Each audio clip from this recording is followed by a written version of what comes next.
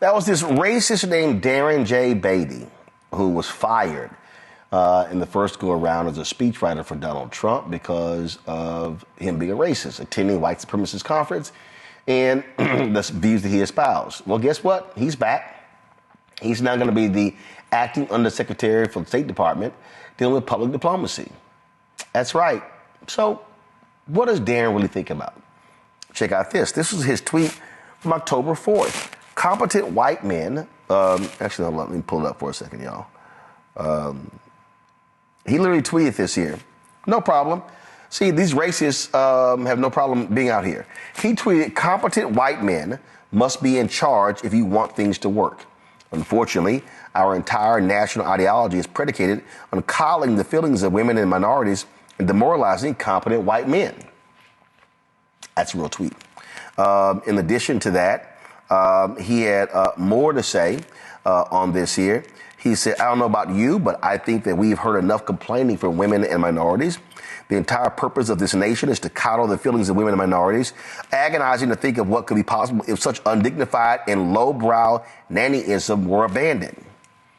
Yep. How about that public diplomacy when it comes to that? And he had tweeted this on January 6th, y'all, 2021. Tim Scott needs to learn his place and take a knee to MAGA. Ibrahim Kendi needs to learn his place and take a knee to MAGA, learn his proper role in our society. BLM must take a knee to MAGA. They must learn their place.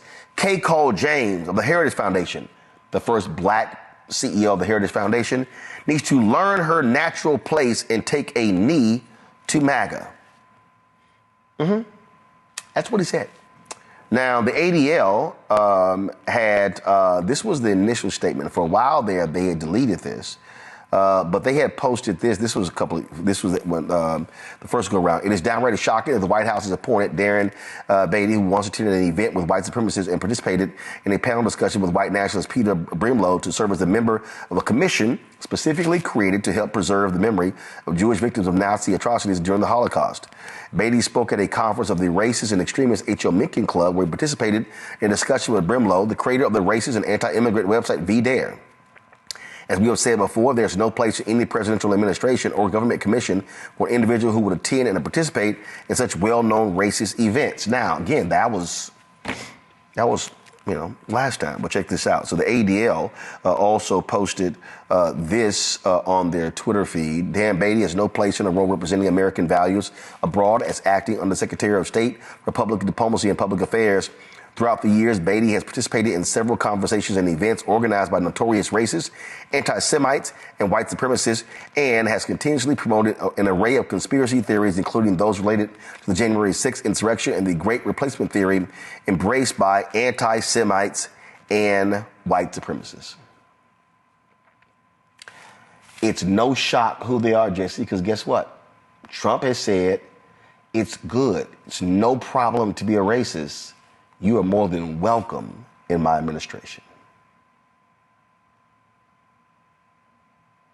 You're on mute. You're on mute. There you go. Go ahead. The hard part is it's kind of difficult to convince people otherwise, because he's been racist. Like he last time when we went through the same thing with him and Steve Bannon, and now I guess he's got his new person. I think the concern here is for the folks in our nation who don't see it. And I'm not quite sure what to make of that. It sounds like this person, obviously has his strong held beliefs and views, and he's entitled to believe whatever he wants to believe. But it seems very, very shocking that he would be able to get a position with access to any sort of policy that has to deal with everybody. Because now remember, he was fired before. Correct. Once it was exposed, he went to the conferences. He's since tweeted these racist views, and they're like, we're good. Come on in. Absolutely. We know that this is what this administration is wanting to do and say, and how this administration feels. And while people still somehow find ways to support and do all kinds of mental gymnastics to get around it, I think that proof is that birds of a feather are flocking together. He told you what he is. He's been fired. He's been brought back. There's something about him that this administration values. They love racists. They got no problem with these bigots, Amakongo. It's who they are. Like attracts like. And really, at the end of the day, the fact that they continue to just peel it all off to let everybody know where folks at. People still too busy dealing with tariffs and USAID and all that. And they think that these types of nominations are going to sweep under, the rug. But, I'm glad that ADL spoke up about this. I mean, I think the man is also Jewish, as far as if I can recall. When Biden came in, he removed him from a committee that was looking over like various sites, relating to the Holocaust and the like. But the question is, even when we talk about USAID and other things, people talk about what are the Democrats going to do? What are Democrats going to do? What are the Republicans doing about any of this stuff, right? They're in the majority, of all of these spaces and places, and they're not calling this out. And so as many people try to put pressure on what the Democrats need to do, are they having press conferences and the like, Republicans need to be calling this out as well. And if they're not, we need to be calling them out as supporting a racist administration, because you can't say you're not supporting a racist administration that's literally hiring racists, open racists, and putting them in their department. So this is the time where if we're going to talk about like attracts like, we got to blanket it all together. And to not do that is going to be really problematic going forward. We got new DNC officers and so on and so forth. Are they talking about this? Are they calling this out? Are they drafting press releases about this? Document all of these. Pull this segment from the Black Star Network. Do whatever it takes to let people know that for y'all who don't want to talk about race, they want to talk, you don't want to talk DEI and so on and so forth. The guy is actually putting outright racist in. Guys like Stuart Rhodes are allowed back in D.C. again. It is nonstop with them. This party is racist. Call it out and be clear about that.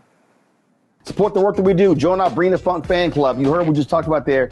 Folks, I can't reiterate this enough. Listen to me clearly. I cannot reiterate this enough.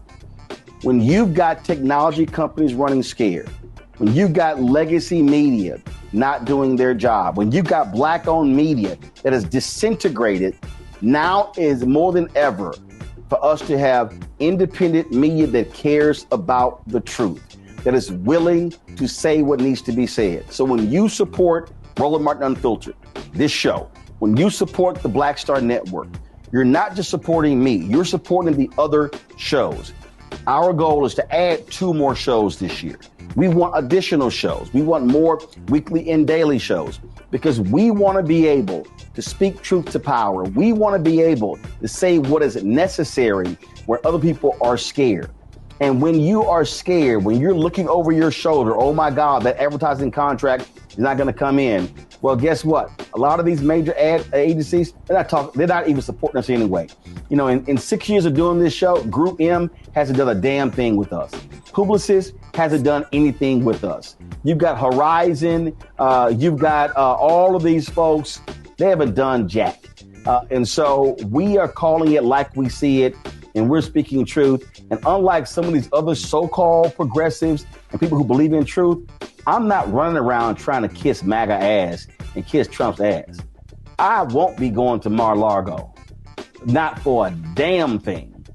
And so this is about us being able to speak truth. So when you support this show and this network with your resources, that is exactly what is happening, because we are trying to build something that is bigger and broader, and actually it has the courage to say what needs to be said, even when it makes other folk uncomfortable. If you want to contribute giving Cash App, use the Stripe QR code. This is it right here. And if you are listening, simply go to blackstarnetwork.com to check it out. Also, if you want to see your checking money order, some of y'all old school, we understand that. See your checking money order to P.O. Box 57196, Washington, D.C., 2003 7-0196. PayPal, R. Martin Unfiltered. Venmo is RM Unfiltered. Zelle, Roland at RolandSMartin.com, Roland at RolandMartinUnfiltered.com. And again, folks, we've got some 4 million social media followers. If only 20,000 of our fans contribute at least $50 each, which comes out to $4.19 a month, 13 cents a day, that's $1 million. That allows us to be able to continue to build, to add these shows and do the work that's required. So your support is needed. So please join our Bring the Funk fan club today. If you've not already joined, if you have given to us in the past, please renew your commitment, because it's important that we support black-owned media, because black-owned media matters.